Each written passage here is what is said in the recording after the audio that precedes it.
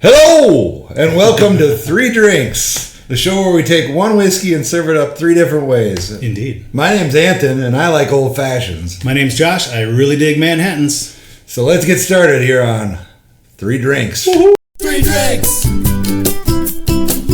Three drinks. Three drinks. Three drinks. Three drinks.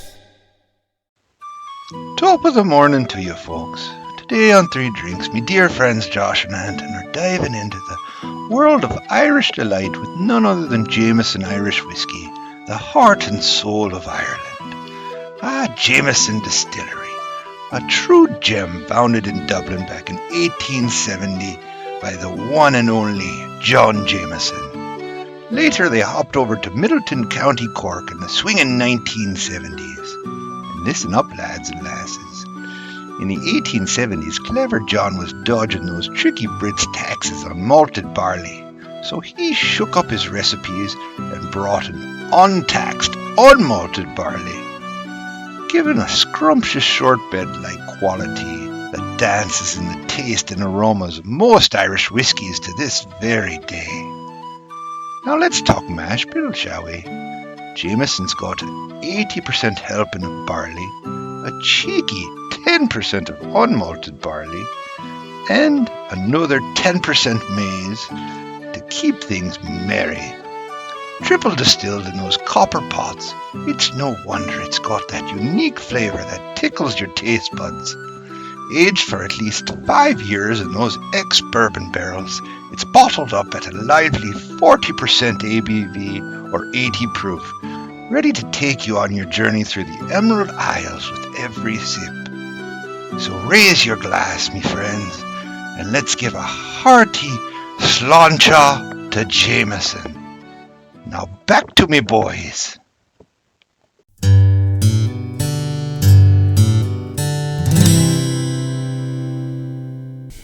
All right, now that we've pissed off everybody in Ireland And abroad. And here. we're going to tap in and do a quick pour of Jameson Neat. I love Jameson. I've loved it for many, many years. It's got a special fondness in my heart. More than other Irish whiskeys, even though I've had other really good ones as well. Jameson just, I don't know. There's something about it that I really dig. It's rock solid, really. It's a very good whiskey. Oh, there it is. Oh, okay. There it is. It's like a beautiful bouquet. Yes, so it's definitely giving me some of that shortbread / sugar cookie style that Irish whiskeys are notorious for. Yeah, and it doesn't have that big punch of alcohol in your nose. Nope. Really subtle. I'm getting a nice undertone of like nectarine. Okay. So the thing that's hitting my nose a lot, more so than the first time, is there's like a caramel on it for me this time. Like a real big caramel. Well, I'm not getting that. But it's tied in with that shortbread cookie. So sure. It definitely tastes like, it tastes like a breakfast, or it smells like a breakfast whiskey. All right, should we go in? Let's do it. Cheers. Cheers.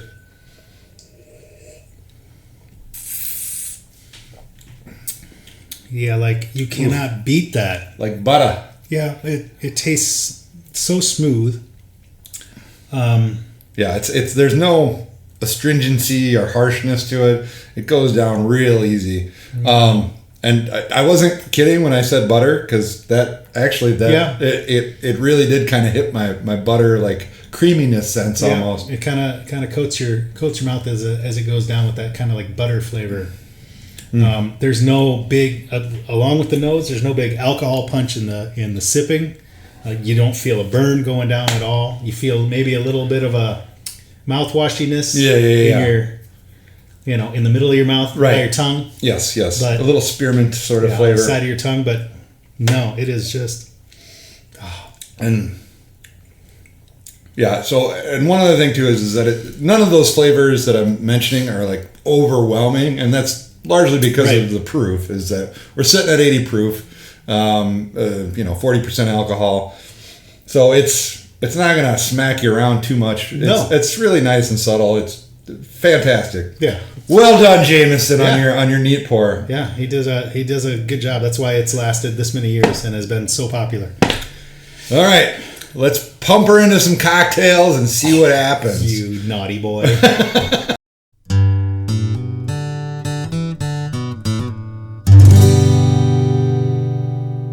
All right, and welcome back to round 2, cocktail hour. I've been waiting for this all day. Right? Okay. Yes. Indeed. All right, so I'm still going to nose it, even though we said we weren't going to. No, I'm gonna because... Well, we weren't going to nose the... not the old-fashioned. The old-fashions because of the overwhelming presence of lemon oil on the top. But that's mostly what I'm getting is lemon oil. Maybe a hint of the whiskey, but nothing too strong. How about you on your Manhattan? Yeah, before when we had the old number 7, I was getting all vermouth. This Jameson is somehow tamping down that vermouth smell quite a bit. So I'm getting more, I don't know, it smells more like a graham cracker smell, or I can smell more of the bitters as well. Okay. So you're getting more, but gingerbread. Not ginger, but gingerbread. Okay, that makes sense. And then, of course, looking at it, it looks very thin compared to what I'm used to for a Manhattan. But that's not surprising because Jameson is about as light as you can get. 80 proof and a very light-looking whiskey. Very light. Not your new oak bourbon stuff. Right. So what you expect, Manhattan, big smell, big. I'm not getting anything, but just slight. Like a gingerbread smell. All right. Cheers. Let's go in. Sláinte.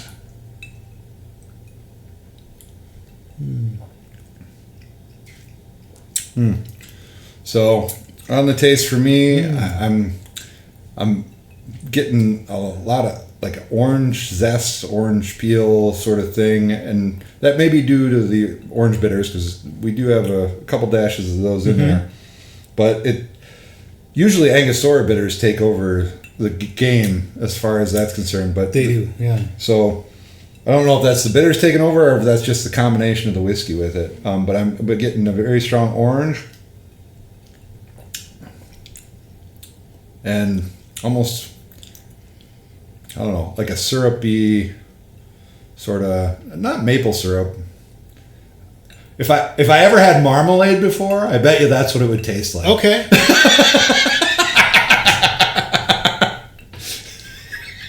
So what you're saying is it tastes like marmalade smells.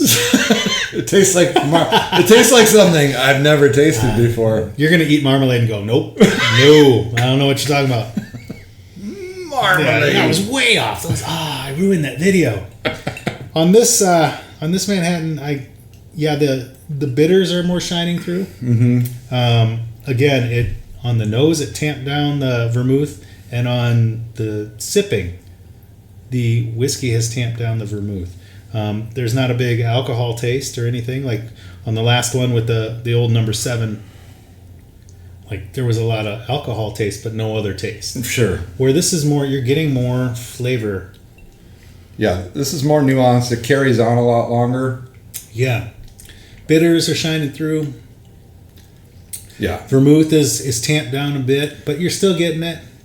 But there's it doesn't really add a whole lot to make it a Manhattan per se. Yeah. It's not got that big kind of deep flavor that you're looking for in a Manhattan. So it'd be good for like on a hot day, sipping, like today maybe, coming in from mowing the lawn.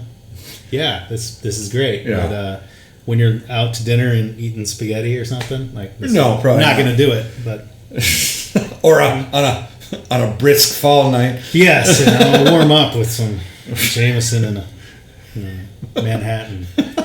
No, I'm going to pick something else. But again, it doesn't taste bad. It tastes good. No, and one thing I'm getting more on this too is that the flavor lasts a lot longer than the last round. Oh yeah. It goes, and it's not never ending per se. There are some stuff you can drink and it's like 30, 40 seconds later you still taste it. Still. I would say this has got a solid 5 to 6 seconds where it's hanging out and living with you. Yeah.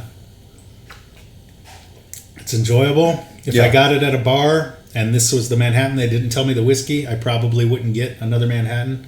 I would ask for another different whiskey, but it's not bad. And I would be acceptable. fine. I would be fine with this, getting this at a bar, and if they needed to give me another one of the same drink, I would certainly drink it. Yeah, Okay. no qualms about having 2 or 3 of these in one sitting. It's almost like we have. A lady never tells. Yeah, right. I will say this. I will continue and finish this drink. As will I. And what did you say you paid for this? About $33. So yeah, as far as Irish whiskey is concerned in the States, it's few and far between. There's not a huge selection or variety. Right. So to be honest, there's not a whole lot of lower shelf Irish whiskey in the U.S. At least we're in our region. And there's not a lot of top shelf either. Right. Like your top shelves are like your Redbreast 12 and your Green Spots. Like and they're good too. They're great, but yeah. For what this is and the price point on it, I mean, if you can buy 2 bottles of this versus 1 bottle of Green Spot or Redbreast, like you may want to save your money and buy 2 bottles of this. You're ahead of the game. Yeah. There's a reason why they've been around for so long and sell as many bottles as they do. Yep. Anyway, so in conclusion, hey, Jameson, can't really go wrong. No, it makes a good cocktail. Maybe not the best Manhattan, but it seems like it makes a pretty good old fashioned. And hey, drinking it neat's not too shabby either. No, that I can do all day. All right. Thanks for dropping in the 3 drinks. We appreciate you stopping by. If you do like the content here, please like and pound that subscribe button. Take her to Pound Town. God damn it. Okay. We went there. Okay. All right. Thanks. We'll see you later. Bye.